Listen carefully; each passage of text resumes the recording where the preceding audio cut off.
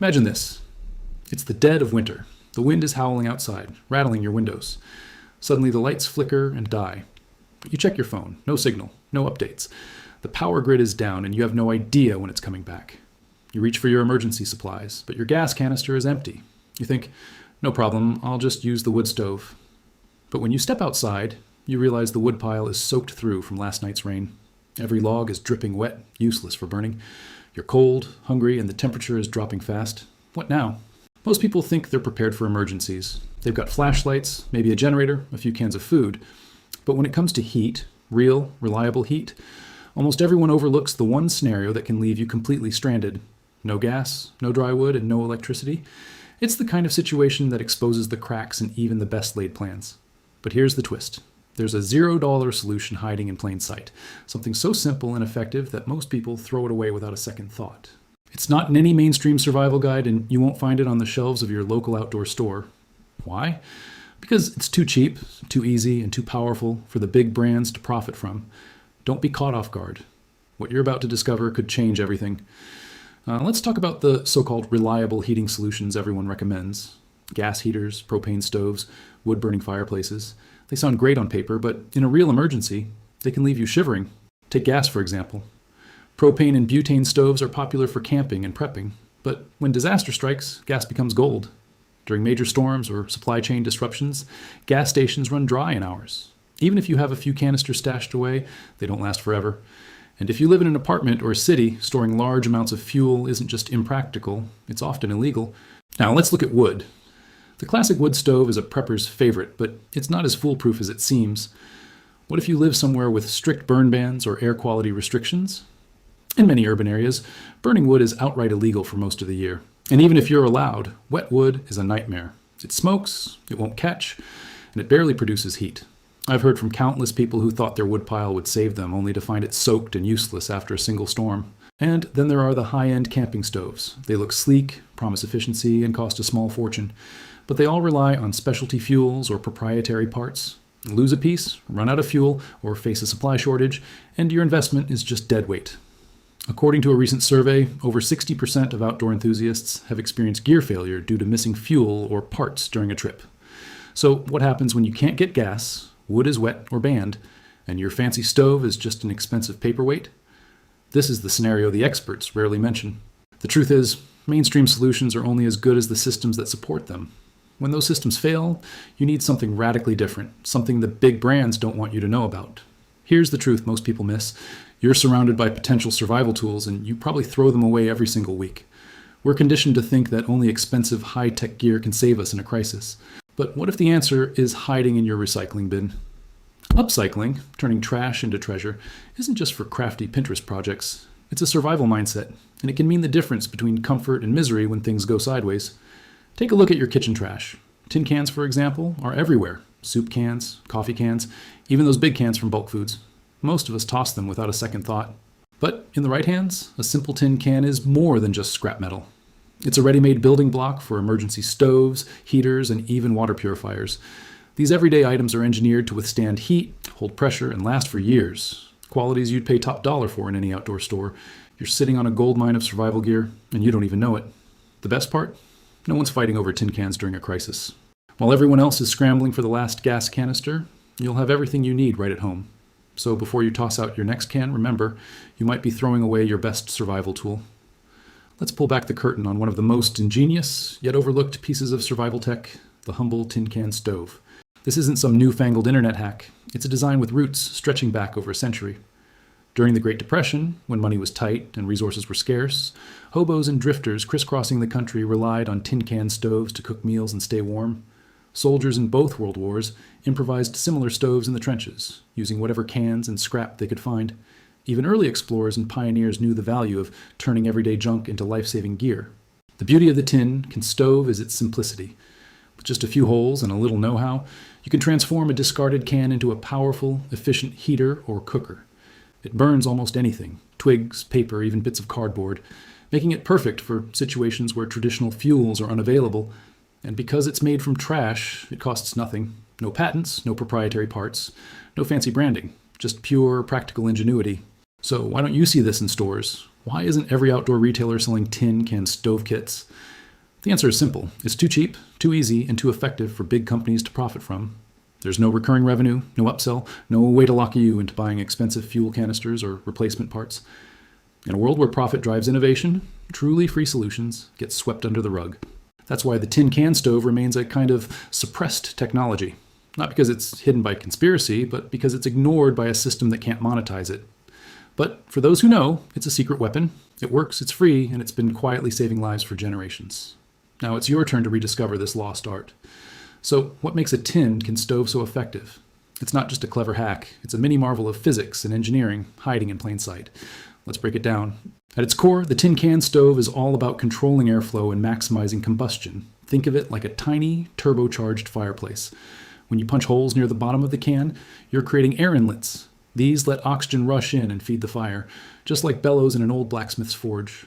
More oxygen means a hotter, cleaner burn, which translates to more usable heat and less smoke.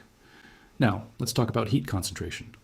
The cylindrical shape of the can acts like a chimney, channeling hot air and flames straight up to whatever you're heating.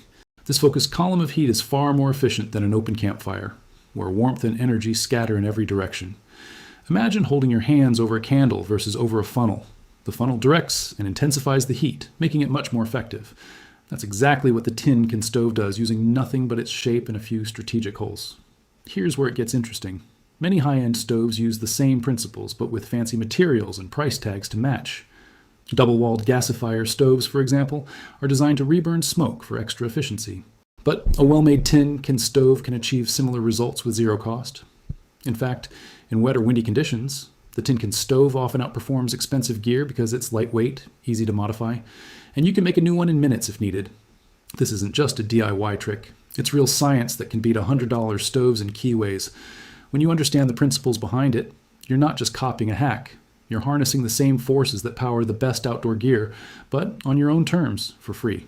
Ready to turn your trash into a survival tool? If you can poke holes in a can, you can survive almost anywhere. Here's how to build your own $0 tin can stove. No fancy tools, no special skills, just pure DIY ingenuity. Follow each step closely because every detail matters. Miss a step, and you might miss out on the full power of this life-saving hack. First, gather your materials. You'll need a large tin can. Think coffee can, soup can, or even a big vegetable can. The sturdier, the better. You'll also need a smaller can if you want to make a double-walled version, but a single can works just fine. Grab a hammer and a sturdy nail or a screwdriver. That's it. No need for power tools or expensive gadgets. Step 1. Clean out your can thoroughly. Remove any labels and wash out any residue. You don't want old food burning and creating toxic fumes. Safety first. Step 2. Flip the can upside down. About an inch from the bottom, use your nail and hammer to punch a series of holes all the way around the can. These are your primary air inlets. Space them about an inch apart. The more evenly spaced, the better your airflow will be. Step 3. Now, flip the can right side up. Near the top, just below the rim, punch another row of holes. These are your secondary air vents. They help preheat the air and improve combustion, making your stove burn hotter and cleaner. Step 4. If you want to get fancy, you can cut a small door or opening at the bottom of the can.